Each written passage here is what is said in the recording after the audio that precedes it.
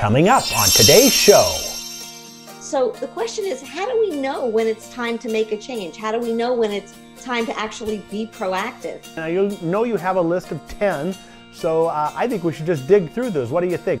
However, if you have long stretches of boredom, and that, this is something you're regularly experiencing, then that would be what I would call a change indicator. Signals for change today on Keeping You Organized.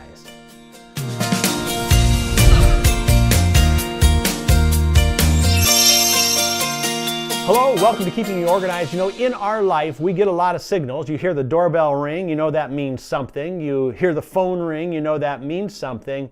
But what about when it's time to change something in your life? We get signals for those too, and we're bringing back one of our ultra favorite organizers, Linda Samuels, oh so organized. Linda, welcome back to Keeping You Organized. Thanks so much for having me here, John. It's always a pleasure to talk with you. Great. Well, I know you have a blog post on this on your website, and I'm intrigued about it because let's set up the premise of what these signals or these indicators are for when someone maybe needs to make a change. Absolutely. So, as we know, change happens, right? It's inevitable. There's change all around us with the seasons, with our feelings, with things that happen in our lives. And sometimes change happens to us, right? It just happens. We have nothing to do with it. It's going whether we want it or not. But there are other times where we proactively seek out change in our lives. So the question is, how do we know when it's time to make a change? How do we know when it's time to actually be proactive? And if you can cultivate what I call a mindful awareness around these cues or signals or change indicators, then you can notice when it's time maybe to start thinking about actually being proactive about your changes. Great. Well, I know you have a list of 10, so I think we should just dig through those. What do you think? What would number 1 be? That sounds great. Well, so the first change indicator, and again, this is a cue or signal that's asking for your attention. It's kind of bubbling up and something's bothering you. So the first one that you might notice is what I call boredom. Now, I don't know about you, but I'm not an advocate of having to be constantly entertained, but there's something to be said for if you're too bored. So a little boredom is actually healthy and restorative and can actually promote creativity. However, if you have long stretches of boredom and that, this is something you're regularly experiencing, then that would be what I would call a change indicator. It might be that you're ready to make a change. So that's something that I would pay attention to. So let's just, so I understand a little bit better, let's say I feel like I'm bored maybe more than normal, so what kind of change am I going to be making? Or is that kind of not what we're really going to talk about, like what would be a good alternative?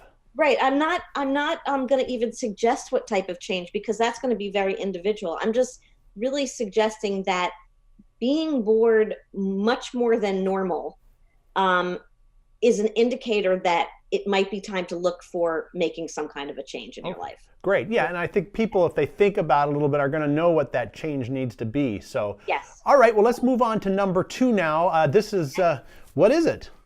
Okay. So number 2, I call spark. And what this is think about if you ever remember, maybe you heard something or you read something or you were talking about an idea and you got all jazzed up about it. Maybe even you had an aha moment, or maybe you thought of something that helped you connect the dots and of things that you've been thinking about, and you started to think about something that you could imagine pursuing. So if you're experiencing this kind of positive anticipation, then that's what I call this energy surge or spark.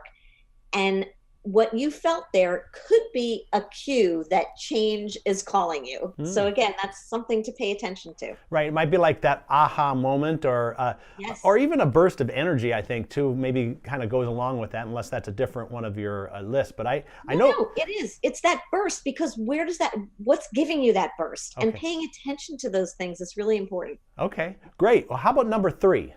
Okay, so number 3 is sleeplessness. Now, we all need sleep, right? It renews us. It allows our bodies to and our minds to relax. But lack of sleep or interrupted sleep negatively affects us. Mm. So if you're having sleeping issues, this can require a major change. And you want to think about, what is this cue telling you?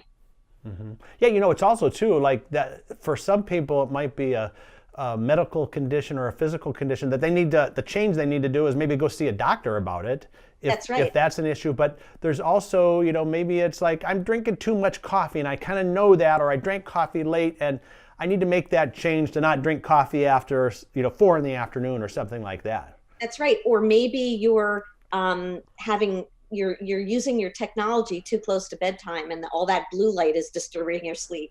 Or you have too many things on your mind. You haven't given yourself enough of a transition between ending your day and moving into to the sleep routine. Maybe you have no sleep routine.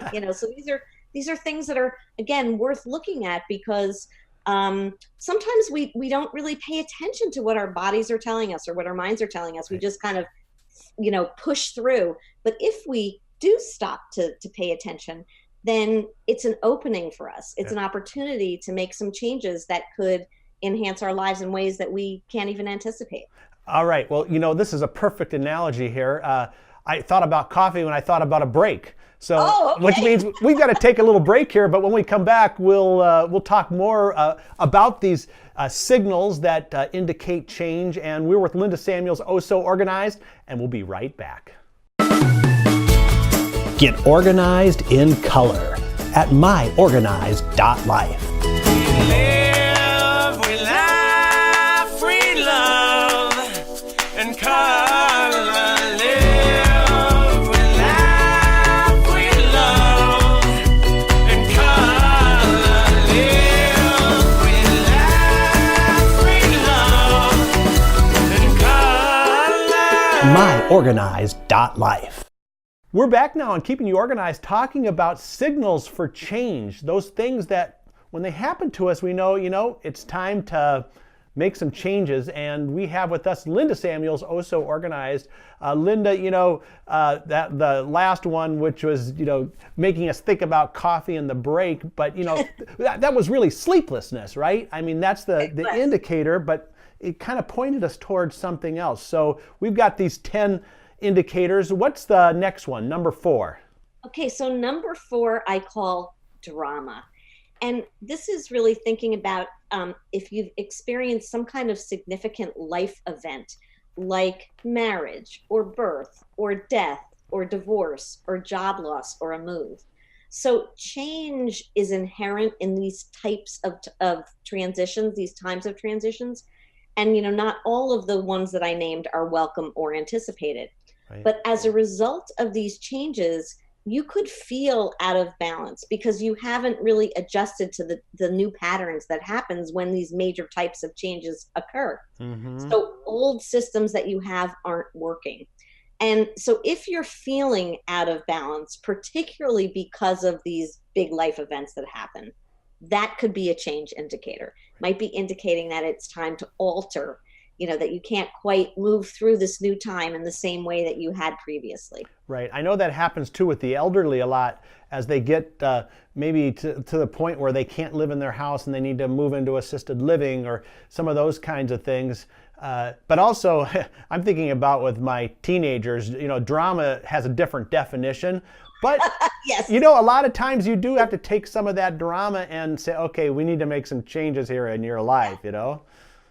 And, again, we can ignore it. We can, try to just push through it. But the reality is that if we pay attention to what we're feeling and what some of those experiences are, we have the opportunity to be proactive in the changes and use those cues to let us start to experiment with some alternatives that might make life run a little more smoothly. Right. Great. Okay. Well, that brings us to number 5.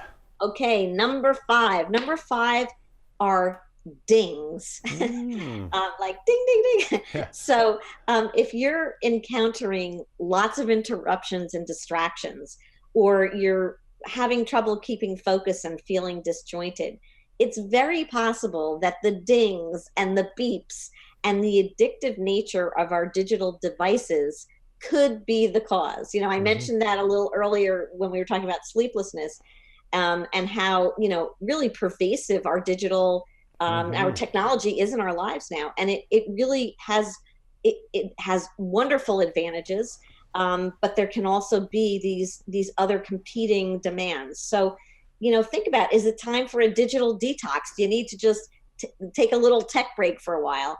So the next time you hear that ding, it might be an indicator that it's time to possibly adjust and make some changes. Yeah, you know, I don't keep my phone or computer or anything in my bedroom, but the other night I was sleeping and I kept hearing this ding. And what I realized was my computer, which was downstairs, I had the volume turned up because I was watching some videos earlier and I never turned the volume down. So then the email was dinging every time. And I said, I got to get up. I'm not going to be able to sleep if I don't go turn that thing off. Now that's really interesting. It's funny that you said that, because a while ago I realized, I mean, this is probably now several years, I say a while ago, but I realized that, you know, there are all these settings on your devices where you can have things alert you or not. And in essence, I turned off all the sounds. So it's rare that I'll hear a ding, and even having things come and flash on my screen, I've tried to turn a lot of those off, because what happens when we hear those or see those? Immediately we look, which means it takes our focus away from what we were concentrating on, and it takes us a while to get back. So it's disruptive. Right. Yeah. Well, Linda, you know, we've only made it through 5, and we're going to have to cut this program down now. So do you want to come back next time and we'll finish the other 5? I would love to. That's awesome. Well, before we go, let people know what you're up to these days and how they can get a hold of you. Sure. So I'm organizing all over the place, and doing radio shows and wonderful podcasts with you guys. And you can get a hold of me through my website, ohsoorganized.com. And I'm very reachable through email, social media, phone numbers there. So I would love to have you stop by and say hi. Great. Well, Linda, thank you so much. I'm looking forward to the next time we get together, and we're going to do the other 5 signals for change. So be back next time on Thanks, Keeping John. You Organized.